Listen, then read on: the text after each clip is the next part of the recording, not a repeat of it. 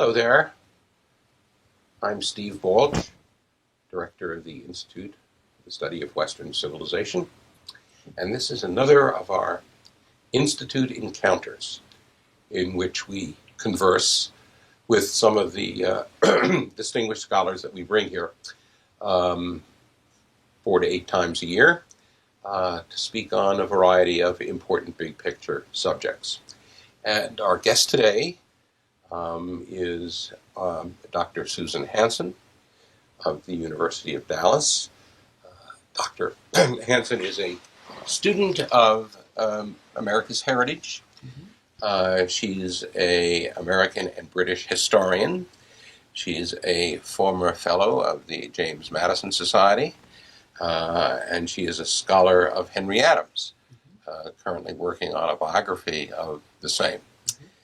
So let's talk a little bit about America's origins and what it is we should be teaching students about America's legacy and past. Russell Kirk, if I recall, wrote a book called The Origins of the American Social Order, The Origins of the American Order, perhaps. Yes. Let me get that right.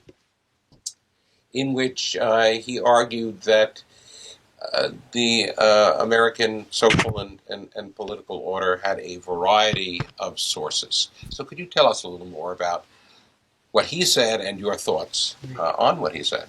So I think it's an actually quite important book. It's a very good conception for a book, thinking about the different cities from antiquity and early modernity that influenced America's heritage. He talks about the influence of Athens, Jerusalem, Rome, London, and then, of course, bringing it all together, Philadelphia, the Constitutional Convention. And I think this is such an important way of thinking about American history because so many times children are taught in their 3rd grade American history course, and then again in their 7th grade American history course, and then again in high school American history course, that before America there's all of this absolutist monarchy. There's, just kings and queens in old Europe, in the old world, and in the new world, in America, in 1776, we suddenly have this experiment with democracy, and that the American founders wanted to create an absolute radical democracy. And that's, of course, an incredible misconception. And I think Russell Kirk does a lot to correct that misconception and give us a more complex and refined understanding of what the American founders were actually trying to do at the Constitutional Convention and their attitude towards direct democracy, which actually was quite negative. They usually took the experiment in democracy of the Greeks. Long ago, we get the word democracy from the Greek as an example of what not to do. And so they learned a lot from the long tradition of Europe about how to put together a government that is stable, that is liberal, that protects both liberty and prosperity and happiness. He'd probably argue that our students should get some of that background as well. And if so, what are the most important points that should be conveyed to them? Well, I think one of the things is that students need to understand the idea of mixed government and checks and balances and separation of powers, and need to have a more refined understanding of that part of the American founders' thinking. So, starting with Aristotle, who was living in the aftermath of the collapse of Greek democracy, and he was already thinking about the importance of having elements of monarchy, elements of aristocracy, elements of democracy in a government, bringing together the strengths and weaknesses of those different regimes. So Aristotle's politics is enormously important. Then building on that, moving to Rome, into the Roman heritage, we have Polybius, who talks about the same idea of mixed government and the element of the executive, the element of the legislative, the element of the judiciary, and then moving on to the British example, which in the eyes of the founders, particularly John Adams, was not a negative example at all. It was the example of the best, most balanced constitutional government in Europe. And So then the founders drew a lot from Montesquieu and Spirit of the Laws. Montesquieu was a Frenchman who admired the mixed government of Great Britain enormously. And of course the notion of the Bill of Rights, the Magna Carta we get from the English, and just the whole understanding of how too much power in the hands of the executive, too much power in the hands of the judiciary, too much power in the hands of the legislature. Thomas Jefferson was very clear in his writing that the spirit of tyranny can inhabit a body of men, like a parliament, just as much as it can inhabit one man, a king. And so you can get a tyrannous Senate or a tyrannous House of Representatives, just as much as you can get a tyrannous president, whoever's not respecting the laws. And so I think if students understood that more, they wouldn't just celebrate America as a direct democracy and be talking about wanting to get rid of the electoral college, for example, and just rule by daily referendum. That was not the vision of the founders. And when you kind of confront your students at the University of Dallas, they're coming in from, I guess, a variety of forms of secondary education. Do they have any appreciation of all of it? So it is funny because educating the young, right? Sometimes you confront them with their youthful understanding, the sort of simple black and white view. King George was a tyrant and the Americans were in favor of democracy. And then you teach them all of this. At the University of Dallas, we actually go through the entire effort of taking the students to Greece and showing them Socrates' prison and the Agora, the Acropolis, and then taking them to Rome and, reading this with them. But it is amazing how youthful education is so important. Elementary school education is so important. High school education is so important because there's a certain tendency of people at the end of all of that teaching to run home to mama and go back to their youthful understanding of things. But we make a great effort to give them a more complex view. Well, I'm sure you succeed in ways that folks who haven't heard your lectures couldn't appreciate. But you're a powerful changer of minds, I'm sure. What would Kirk have told? Now, moving away from undergraduates, what would Kirk have told us in our time today to be aware of in our heritage? What did he think was the most useful parts of our past to preserve in one's mind? Well, the opening chapter of The Roots of the American Order is simply on the concept of order. And he draws on Plato's idea of the relationship between the order in the city and the order in the city of man's soul, and how there's this symbiotic relationship, and if there's disorder in the city, it eventually affects the order of the soul. And if there's order or disorder in the soul, then it spills over into order or disorder in the city. And so he was very conscious of the fact that the order in our political regime was also bolstered by the moral and cultural order that we got from our heritage, as he puts it, from Jerusalem, the Judeo-Christian moral order, and that it's really only when citizens are governing themselves literally in their private lives, according to a moral order or according to some sense of natural moral obligations, that the government can step back and be hands-off and be more of a liberal regime. And that if we want to preserve our political regime, we also need to pay attention to the familial, social, moral, and religious health of the country as well. So, of course, in ancient times, the Greeks and the Romans didn't have Jerusalem in the mix yet. So how important is a particular moral understanding, the Christian as opposed in this case to the pagan? Both seem to have done a reasonably good job. How much range of choice is there? Right. Well, I think, obviously the idea of natural law is not a Judeo-Christian idea, although it's powerful in the Judeo-Christian tradition. But Aristotle's ethics, just to start there, if we helped students in their youthful education to understand Aristotle's ethics, the notions of prudence, justice, fortitude, temperance. Aristotle even has an idea of absolute moral prohibitions. He says there are some things that are always and in every circumstance wrong. He says, for example, adultery. He says it's not a question of committing adultery with the right woman at the right time and in the right place. There is no prudence about adultery, right? It's just always wrong. So he even has a sense, we're not talking about the Ten Commandments, we're talking about Aristotle, right? Seeing that there are absolute negative moral prohibitions. And Cicero and Marcus Aurelius, particularly Marcus Aurelius' Meditations, would be incredible reading for young people who just need to learn how to restrain their passions, and that the passions need to be subject to reason and free will, and that we should not just be moved by our appetites. This would be an enormous step forward, even without contributing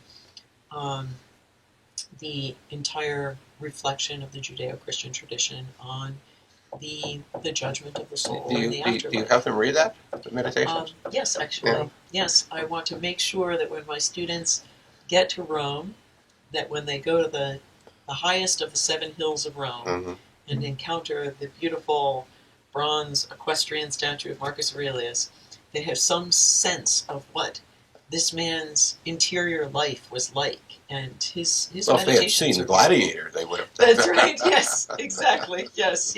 And the amazing contrast, right, between Marcus Aurelius's stoic virtue and then Commodus, his corrupt son, right? So. But there's also, and it's one of the most remarkable things about the Meditations. And here's Gaius the Emperor. He's the most important person in the known world of Rome. Right. And yet there's this sort of stoic resignation, this recognition of how little he and anything else is. I don't know how students would take to that. They think they're the center of the universe, don't they? Right. I always think that reading Marcus Aurelius will make them old before their time, right? That they realize that, their youthful energy to change the world, right? That you have to turn that inward and begin by self-governance of one's own passions and appetites and emotions, before you can work on changing all the things that you think are wrong with the world. Would you be tempted to have them read Caesar if you want to get a very different view of somebody's notion of where they are? Exactly. Yes. You don't. Of course, that was used as the primer for in Latin education for centuries, or at least for 19th century. Yeah. If you look at America today, in the light of what Russell Kirk argued were the elementals of our heritage, what would be your takeaway? Where have we gotten ourselves? Well, I think one thing that really stands out to me is that Russell Kirk talks about the inheritance of the medieval universities building up the liberal arts. And of course, the goal of the liberal arts was to teach people rhetoric, to teach people the art of public speech. And I think one of the things that we have lost, evidently, and that people on the left and on the right, liberals and conservatives, would agree, is that our public discourse is utterly impoverished by Twitter and by the blogosphere. And you don't want to read the orations of Beto O'Rourke? No, I certainly don't. So, The expletives of Beto O'Rourke would be a better title, I suppose, for his public rhetoric. So some training in the art of public speech, right? In the art of persuasive speech, right? And giving actual arguments, giving actual analogies from history that then could give your audience something to chew on, something to think about, something substantial. Knowing how to have an introduction to what you're going to speak about, to make a couple of clear argumentative points, to have a peroration where you draw on the piety of the people for their country and some spirit of patriotism. I mean, we have seriously impoverished our political speech, and that's a great heritage of the West from the Greeks, Thucydides is just one great speech after another, right? The Peloponnesian Wars, it's a little bit of war, a little bit of speech, a little bit of war, a little bit of speech, right? Then Cicero's orations in Rome, right? And then, moving on to the training of everyone in Ciceronian rhetoric in the medieval universities, and then the political speech of our American founders, right? We may be critical of Thomas Jefferson's personal moral life, but the man could write. And Thomas Jefferson's summary view of the rights of British America is a masterpiece of measured anger at the repeated abrogations of American liberties. And, I think that I think Calvin Coolidge was the last president to write his own speeches, and he had a classical education, right? And I have nothing against speechwriters. If somebody realizes that they're not good at writing their own speeches, they should definitely hire a team, right? But I do think that our politicians are seriously lacking in the ability to make good speeches. Are there any contemporary speeches, like, last 10 or 20 years that you can remember and would endorse as reasonable examples of good oration? I was a great admirer of Donald Trump's speech that he gave in Poland when he visited Poland early in his presidency. I'm sure that he had a team of speechwriters helping him with it, but it was a truly beautiful speech that respected the Polish heritage, which is quite a history, which drew on their experience in World War II and the Cold War, living under the Soviets, the long-standing Polish history of fighting oppression. And so I think it drew on history. And Aristotle said that history is one of the most powerful tools in a rhetorician's toolbox in order to remind people of who they are and who they have been at their best before you encourage them to their next action. And so that actually is a speech that it's worth going back and reading it and watching it on YouTube. I'm told that I have seen a few good speeches by American politicians. I don't know who wrote them, but I can recall not long ago Ted Cruz coming to town and delivering himself to a fairly large audience of a quite well-structured speech.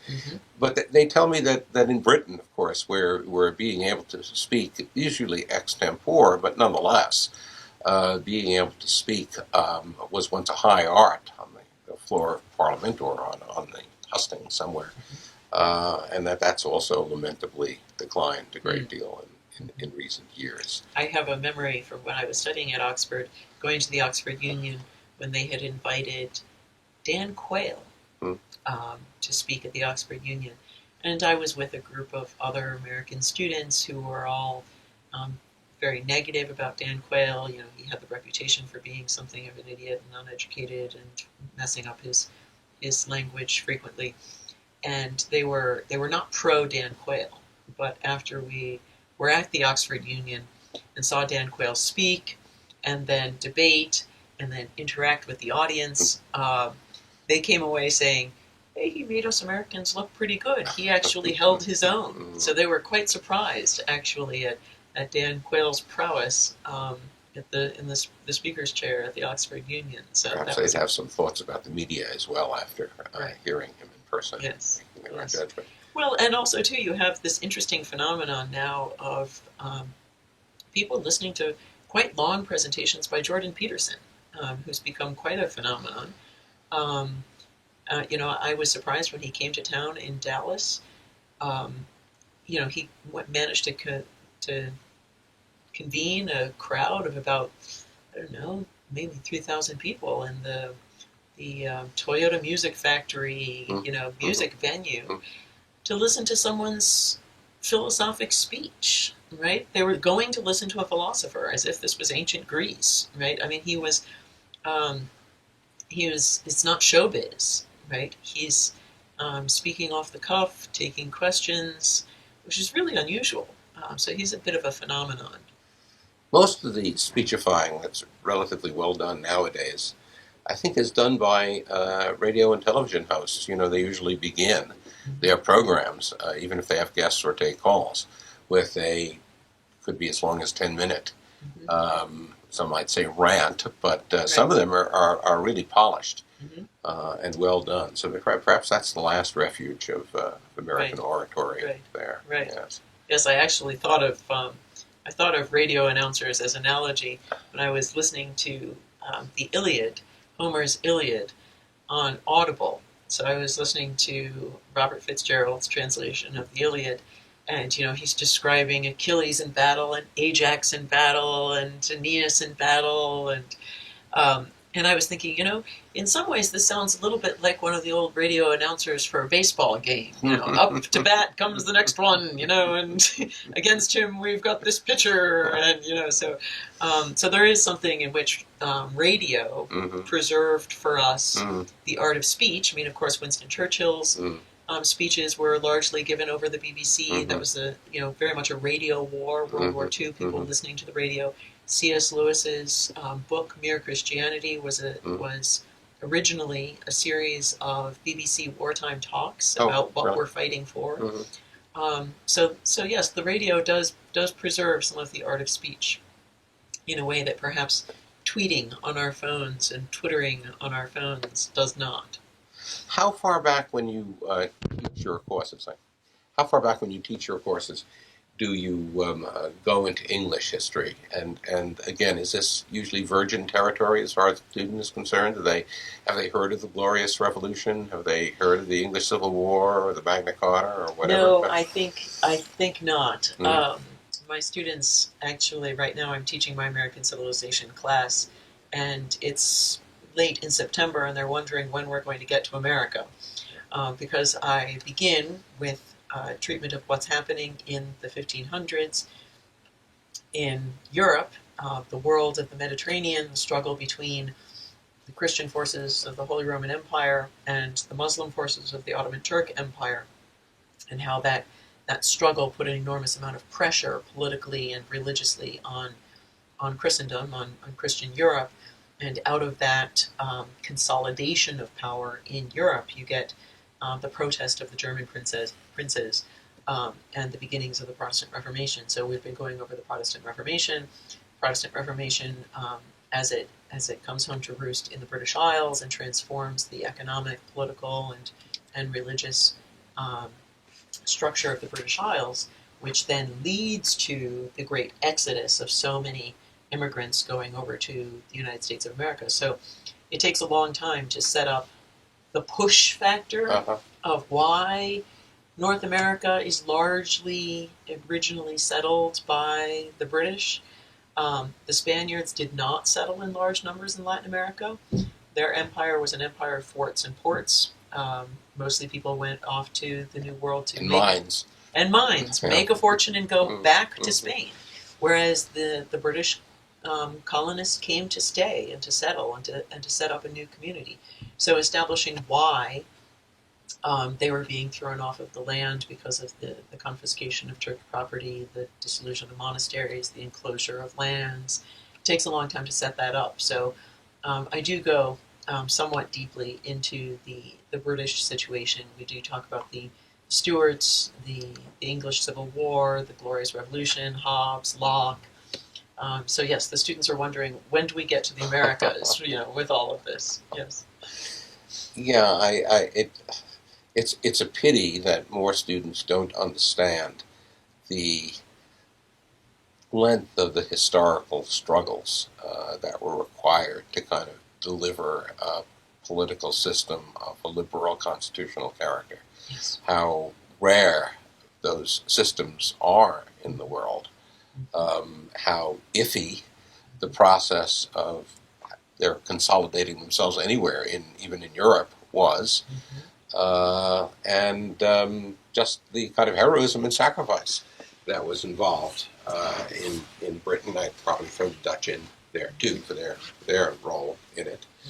I don't think students, they don't even understand the Second World War and the sacrifices that were made there, but they don't have in any real sense a feeling for the depth, for the just the massive amount of contribution over time and learning that took place. Right. So Yes, it's one thing to watch Saving Private Ryan, and I realize even my students have not seen a movie as recent as Saving Private Ryan.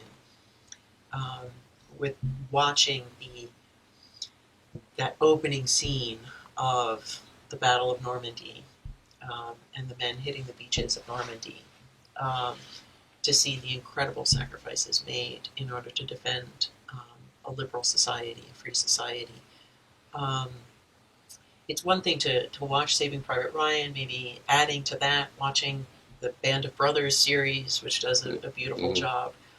But then to understand that it's not just physical prowess, it's not just military prowess which defends a free society, but it is also understanding the intellectual, cultural, and moral labor that went into building up a free society. And so whether the students have also the stamina to work through Alexis de Tocqueville's Democracy in America, or Thomas Aquinas' Summa Theologica, the bringing together of faith and reason, and that we have a reasonable faith rather than a fundamentalist faith. For them to not just admire military prowess, but also to admire the intellectual prowess that went into the founding and constructing of our regime. It's very good for them to take a look at George Washington's library. What books George Washington had in his library, that he had a copy of Cicero's book on duties, that he had a copy of the Iliad and the Odyssey by Homer, that he had a copy of John Locke's 2 treatises on government. That there was a lot of thought put into our regime. It's not sustained by yelling at each other with expletives. you're an Adams expert, at least for the latter day Adamses. Yes. But the John Adams series, I thought, does convey some of that. You see him making difficult decisions like, is he going to defend the British soldiers after the Boston Massacre? And he chooses to do so. And then you see a good deal of discussion during the Declaration, during the Continental Congress and the discussion of the Declaration of Independence. Yes. And Russell Kirk's other book, The Conservative Mind, is pretty much structured around the Adamses. He has a chapter on John Adams, which is beautifully done, short chapter on John Adams, short chapter on John Quincy Adams, and then a chapter on the Adams brothers, Brooks and Henry Adams. And his chapter on John Adams does a wonderful job of looking at Adams's study of the constitutions, right? And so John Adams is a perfect example of the incredible learning that went into reflection on the Constitution. So this is a study of every constitutional government, constitutional republic in history. So looking at ancient democratical republics, aristocratical republics, and monarchical republics. Looking at Roman aristocratical republics, looking at modern aristocratic. He looks at the Dutch example. He looks at the different medieval independent city-states of Florence. Right? And so he studies all of them historically, and then he looks at all of the philosophers and all of the historians on different kinds of republics and how they got the balance of powers slightly differently. So it's a really majestic chapter. And then he spends a lot of time also on John Adams's other book, Discourses on Davila, which is highly critical of the French, thinking that democracy is simple. Democracy is straightforward. One man, one vote. Just rule by your National Assembly, and no checks and balances, no separation of powers, no Bill of Rights. And so John Adams is incredibly critical of that other experiment in democracy in the modern period, which is the French experiment, which did not go down so well.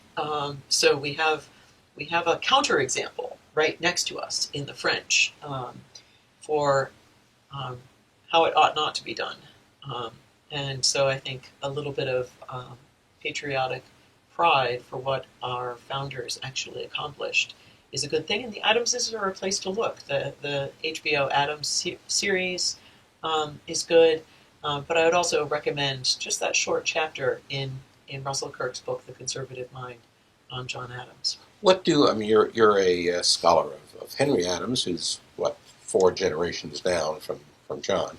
What does his career, or that of his brother Brooks, this is sort of end 19th, early 20th century, what do their careers and thought tell us about the origins of the American order?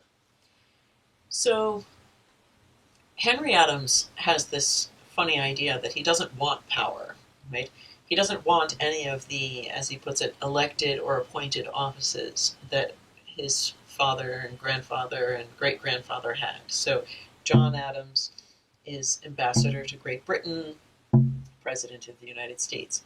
John Quincy Adams is ambassador to Great Britain, ambassador in Berlin, ambassador in St. Petersburg, becomes Secretary of State, President, and then member of the House of Representatives.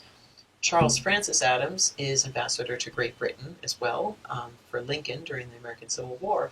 And Henry Adams decides early in life that he doesn't want to actually hold any elected or appointed office. He says he wants to be a friend of those in power and be a counselor to those in power. And so he becomes good friends with John Hay, who was originally personal secretary to Lincoln, but John Hay does become ambassador to Great Britain and Secretary of State.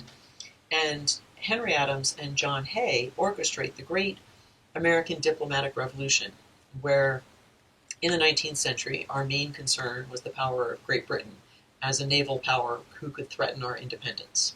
And we fought with Great Britain once in the Revolutionary War, twice in the War of 1812. We were very concerned that they were going to become involved in the American Civil War, and so all of our foreign policy was aimed at independence from the British. And Henry Adams, through his friendship with John Hay, Secretary of State, turned American foreign policy to recognize that there was a new player on the block in Europe, and that the new threat to dominance in Europe and dominance on the seas was Germany. When they started seeing that Germany was getting naval bases in the Pacific, that Germany was interested in getting a hold of the Philippines, they started to recognize that Americans were going to have to ally themselves with the British against the new threat of the Germans. So Henry Adams really takes a long view of American foreign policy, and he, like George Kennan, is somewhat critical of the way that democracies tend to take care of their foreign policy, because they don't tend to have a long view. They just tend to go from 4-year presidency to 4-year presidency to 4-year presidency, and the American public is not very well educated in the hot spots of the world and what's going on and how it could affect American national interests. And so Henry Adams was very concerned that we don't often take a long enough view of what the threats to American independence could be. So that's one of the things that Henry Adams contributes to an understanding of our regime. But his other interest is the fact that we've become workaholics. We've become a fast-paced society. It's all about, even our investments are, we just follow the numbers, the latest numbers, the investment, instead of having a banking program where we assess the character of who we're investing in. We assess the long-term project that maybe will be beneficial if we give it a longer chance. And this is what he called the dynamo, right? The dynamic character of American capitalism, which is very good, but sometimes doesn't take the long view. And he wanted to balance that with what he called the virgin, or the contemplative aspect in American society. And by the virgin, he means the liberal arts, right? He's thinking about the Virgin of Chartres, who's surrounded by the symbols of the 7 liberal arts, and that we do need to have more of an emphasis in our education on moral philosophy, political philosophy, contemplation of the nature of man and the nature of our regime, and that we need to balance the dynamo in American society with the virgin or contemplation. What did he think of? He was a Harvard man. Was a Harvard Yes. man, yes. Was he happy with Harvard in his time? No, he was not happy with Harvard in his time.